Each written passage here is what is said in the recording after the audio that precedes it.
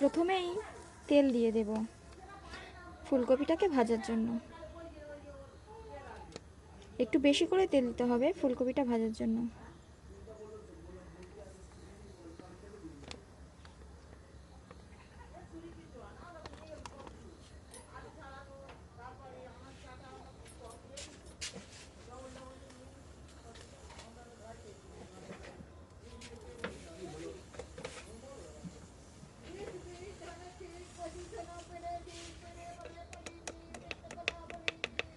একটু হলুদ গুঁড়ো দিয়ে দেব।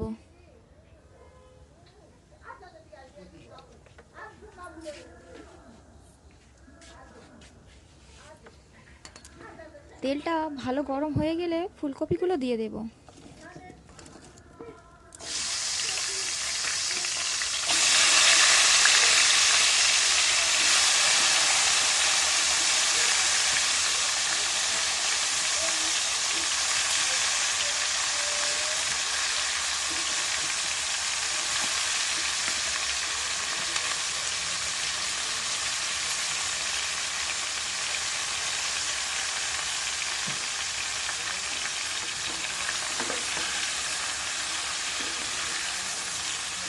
ফুলকপি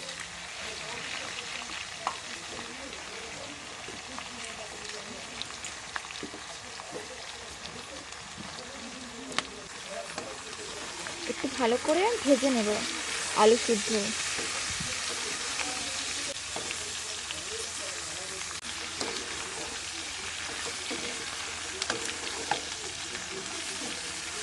পরিমাণ মতো হলুদ দিয়ে দেব।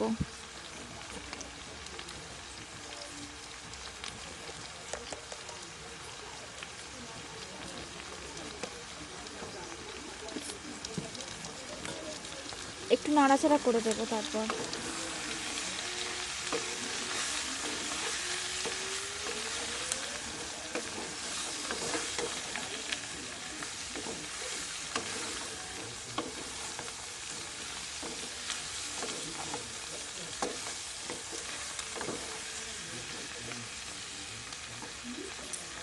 পরিমাণ মতো গুঁড়ো লঙ্কা দিয়ে দেব।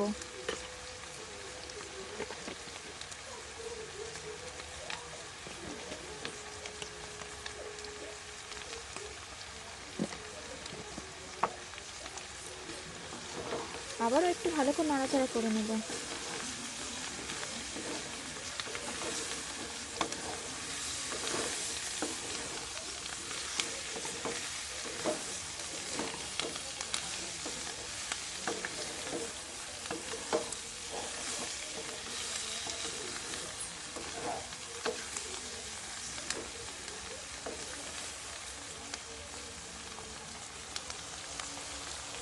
খুব সুন্দর একটা কালার এসছে।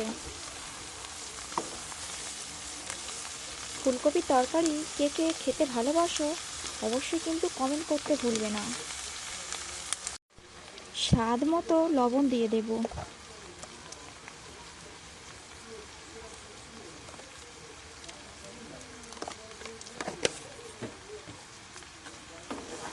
একটু ভালো করে নাড়াচাড়া করে নেব আবারও।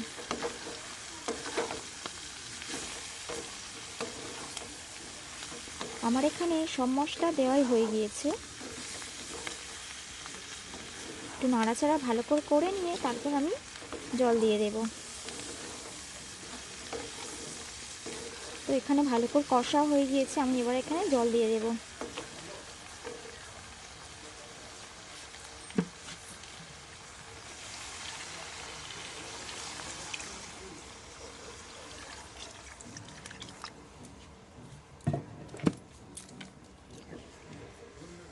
এখানে আমি মাপ করে জল দিয়ে দিয়েছি।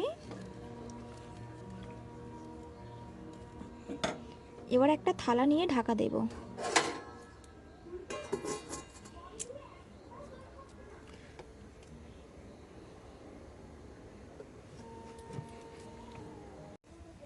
দশ মিনিট তরকারিটা ঢাকা দিয়ে রাখবো আলুটা ভালো করে সিদ্ধ করে নেওয়ার জন্য।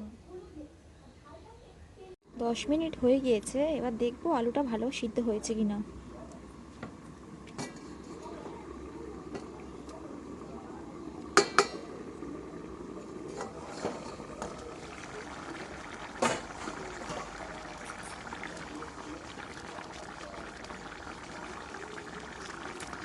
আলুটা ভালো সিদ্ধ হয়ে গিয়েছে, কিন্তু এখন একটু জল আছে। এই জলটা একদম শুকনো শুকনো হয়ে যাবে। তরকারিটা কষা কষা করব। ফুলকপি আলুর তরকারি একটু কষা কষা না হলে আমার ভালো লাগে না। তো তার জন্য আরও কিছুক্ষণ এটাকে বসিয়ে রাখতে হবে। আরও কিছুক্ষণ ফোটার পরে আমি এটাকে লাগাবো।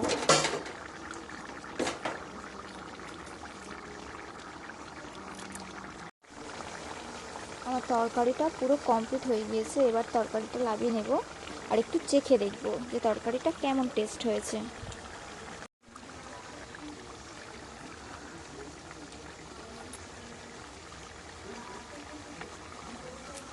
তরকারিটা খেতে খুব সুন্দর হয়েছে। তোমরা যদি চাও এরকম তরকারি বানিয়ে খেতে পারো। আমার আজকের রেসিপিটা যদি তোমাদের ভালো লাগে তাহলে একটা অবশ্যই শেয়ার করবে, একটা কমেন্ট রেখে যাবে আমার প্রোফাইলে। আমার তরকারিটা হয়ে গিয়েছে। এবারে একটু গরম মশলা ছড়িয়ে দেব।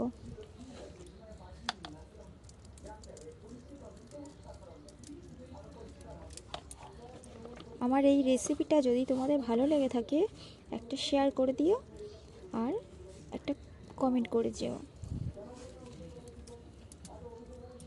আর পরবর্তী রান্নার জন্য এই রেসিপিগুলো দেখার জন্য আমার প্রোফাইলটাকে ফলো করে রেখো।